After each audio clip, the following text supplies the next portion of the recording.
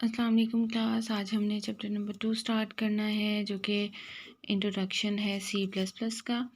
इसके अंदर हम सबसे पहले इसकी हिस्ट्री देखेंगे और उसके बाद फिर हम बेसिक स्ट्रक्चर पे जाएंगे सी प्लस प्लस के प्रोग्राम पर।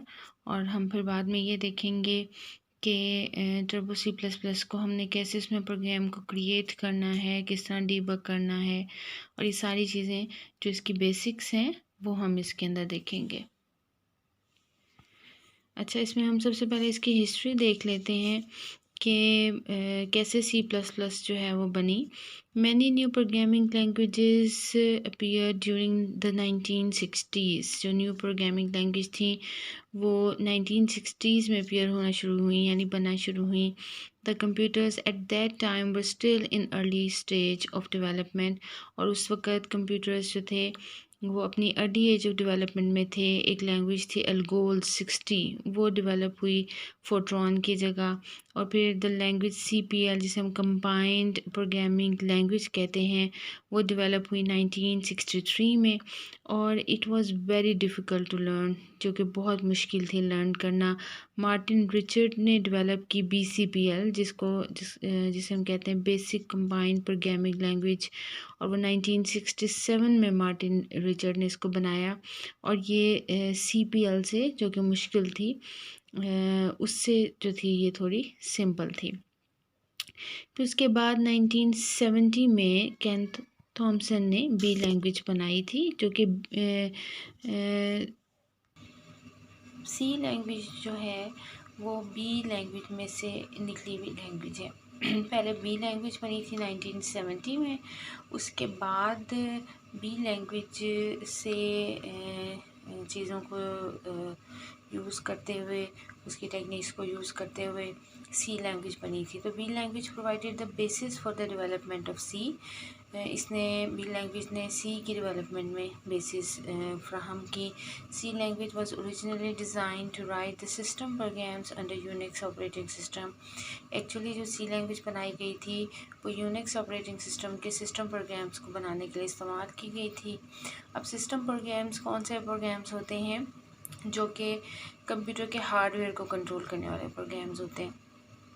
तो ज़ाहिर है, जब ऑपरेटिंग सिस्टम बनता है तो ऑपरेटिंग सिस्टम जो है वो हार्डवेयर को कंट्रोल कर रहा होता है, तो उसको बनाने के लिए सी लैंग्वेज बनी थी।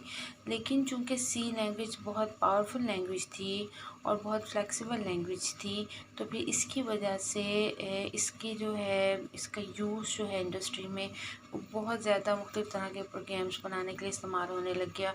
तो फिर सिस्टम सॉफ्टवेयर के अलावा एप्लीकेशन सॉफ्टवेयर भी सी के अंदर बनने लग गए।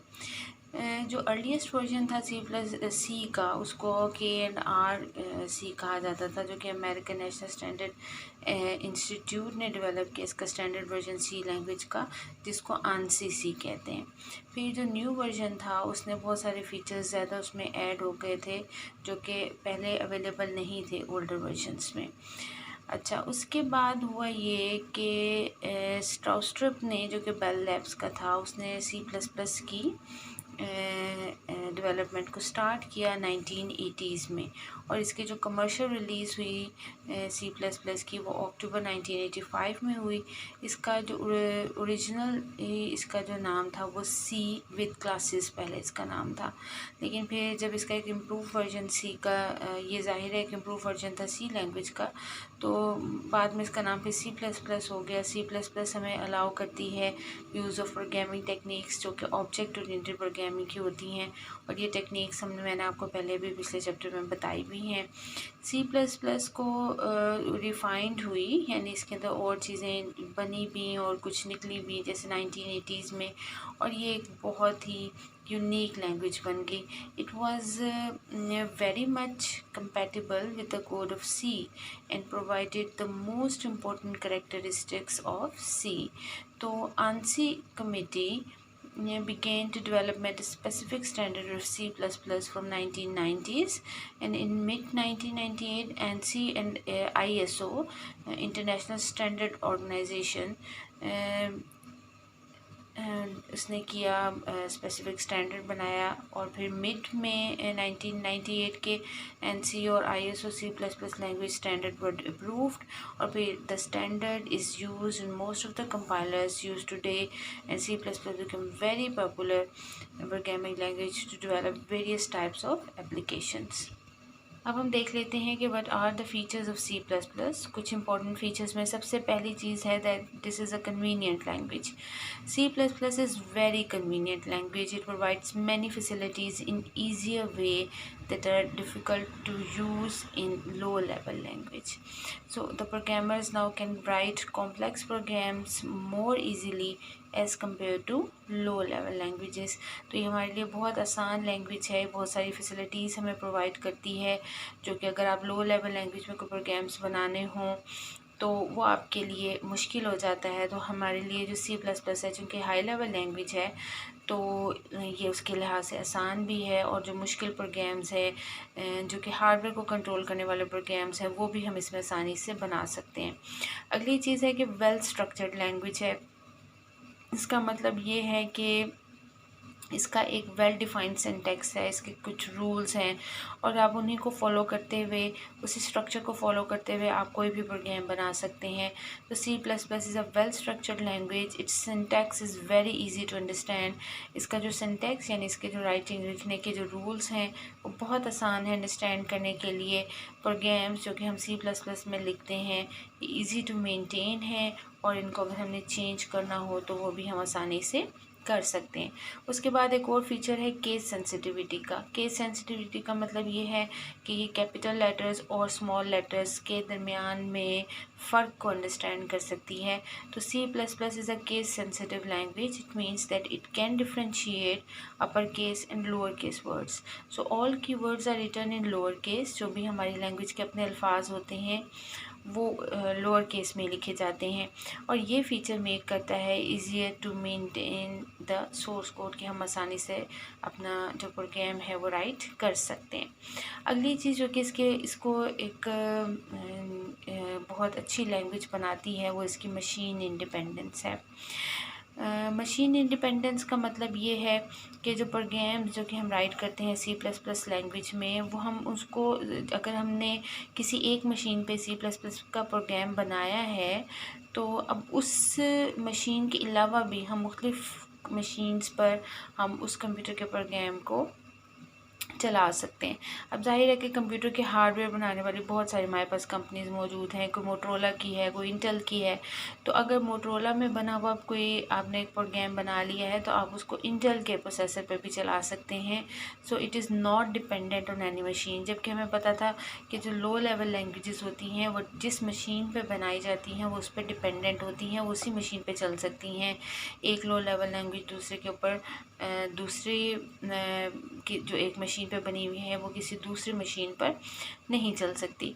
तो C++ हमें प्रोवाइड करती है मशीन इंडिपेंडेंस। इसका मतलब ये है कि program written in C++ language can be executed on different types of computers. For example, a program written in C++ can be executed on Intel processor and Motorola processor with a little modification, and it is preferable to write program in C++ rather than the machine language। तो machine language के अंदर थोड़ा सा problem हो जाता है कि जिस मशीन पर बनाई जाती है वो उसी के ऊपर वो प्रोग्राम चल सकता है, वो किसी और मशीन पर प्रोग्राम नहीं चल सकता। उसके बाद जो हमें C++ फैसिलिटी प्रोवाइड करती है वो ऑब्जेक्ट ओरिएंटेड की है। ये हम पहले भी पढ़ चुके हैं। मैंने आपको बताया था कि ऑब्जेक्ट क्या चीज़ है। ऑब्जेक्ट जिसके बारे में हम डाटा को स्टोर कर रहे होते हैं, and it is the combination of data in function. तो C++ बेसिकली हमने जो पढ़ा है कि ये एक ऑब्जेक्ट ओरिएंटेड लैंग्वेज है, और ऑब्जेक्ट ओरिएंटेड टेक्निक में जो प्रोग्राम्स हैं वो किसकी बेस पे लिखे जाते हैं, ऑब्जेक्ट की बेसिस पे लिखे जाते हैं। ऑब्जेक्ट क्या है, ये कलेक्शन होती है डाटा और फंक्शन का। एन ऑब्जेक्ट में रिप्रेजेंट, इसमें कोई ऑब्जेक्ट पर्सन भी हो सकता है, कोई थिंग भी हो सकती है, कोई प्लेस भी, जो कि हमारी रियल वर्ल्ड में एग्जिस्ट करने वाली चीज़ें हैं। तो वो यानी ऑब्जेक्ट ओरिएंटेड प्रोग्रामिंग में डाटा और उससे रिलेटेड तमाम पॉसिबल फंक्शंस जो कि उस डाटा पे परफॉर्म हो सकते हैं उनको हम इकट्ठा कर देते हैं। तो ऑब्जेक्ट ओरिएंटेड प्रोग्राम्स आसानी से हम लर्न भी कर सकते हैं और उनको चेंज भी कर सकते हैं। उसके बाद है मॉड्यूलर प्रोग्रामिंग।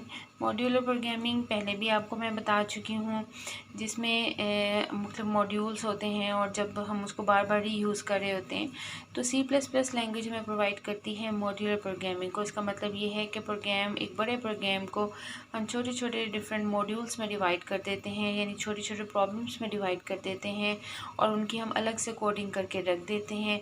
फिर इन मॉड्यूल्स, ये जो these modules can be developed and compiled independently, हम इनको अलग डेवलप भी अलग करके रख सकते हैं और कंपाइल करके भी अलग करके रख सकते हैं। और उसके बाद जब भी हमें उनको इस्तेमाल करने की ज़रूरत हो तो हम उसको लिंक कर देते हैं और हम उसको इस्तेमाल कर सकते हैं। उसके बाद हमारे पास C++ में स्टैंडर्ड लाइब्रेरीज़ होती हैं। हमने C पहले पढ़ी, उसमें हमने देखा हमारे पास मुख्तलिफ लाइब्रेरीज़ मौजूद होती हैं जिनके अंदर बने बनाए कुछ फंक्शंस मौजूद होते हैं जिनको हम अपने प्रोग्राम के अंदर इस्तेमाल कर सकते हैं।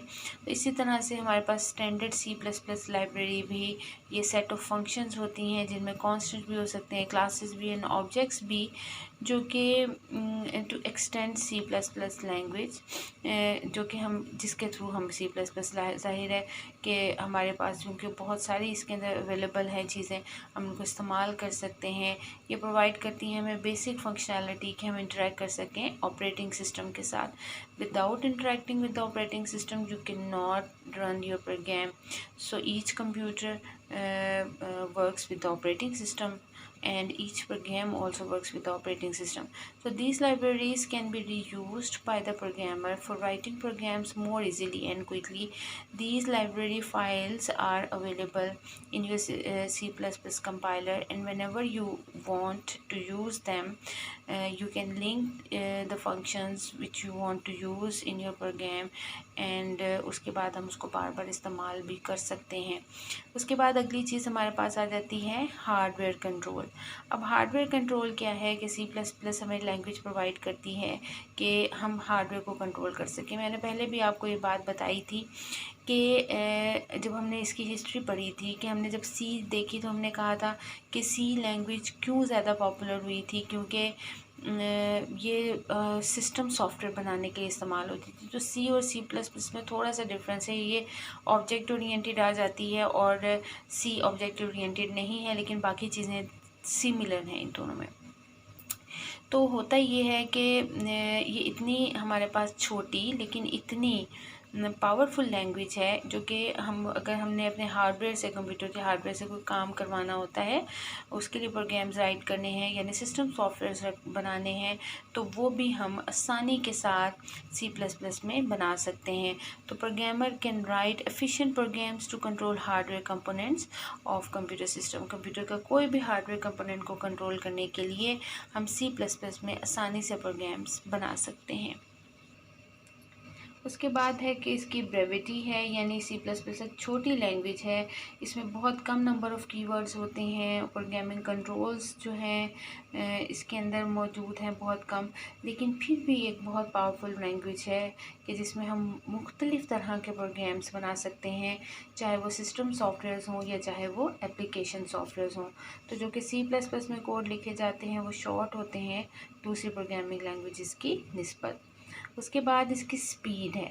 C++ कंपाइलर जो है वो बहुत जल्दी फास्ट कोड जनरेट करते हैं। हमने कंपाइलर पढ़ा था जो कि एक कोड जनरेट करता है, सोर्स कोड को ऑब्जेक्ट कोड में कन्वर्ट करता है। तो C++ का कंपाइलर ऑब्जेक्ट कोड बहुत फास्ट जनरेट करता है और the resulting code from a C++ compilation is very efficient.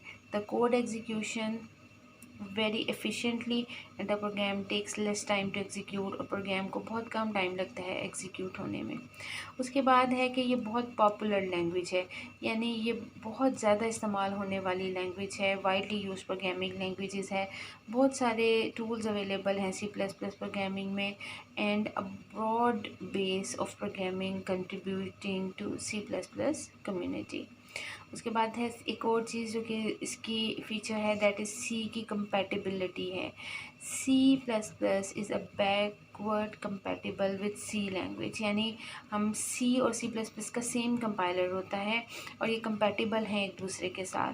तो एनी कोड जो कि हम सी में लिख रहे होते हैं वो इजीली इंक्लूड हो सकता है सी प्लस प्लस के प्रोग्राम में। हम उसको सी प्लस प्लस के प्रोग्राम का इसमें शामिल कर सकते हैं और without hardly making any changes कोई सी भी। तो जो आपने पहले सी का कंपाइलर हमने यूज़ किया था, वही वाला कंपाइलर के अंदर हम सी प्लस प्लस के प्रोग्राम्स भी बनाते हैं। इन दोनों का सेम कंपाइलर होता है, हम उसके फीचर्स इसमें इस्तेमाल कर सकते हैं। The features are same, some all the library files are same, but हम उसके अंदर थोड़ी सी चेंजिंग होती है और हम उसी सेम कंपाइलर के अंदर ही हम सी और सी प्लस प्लस का प्रोग्राम बना सकते हैं।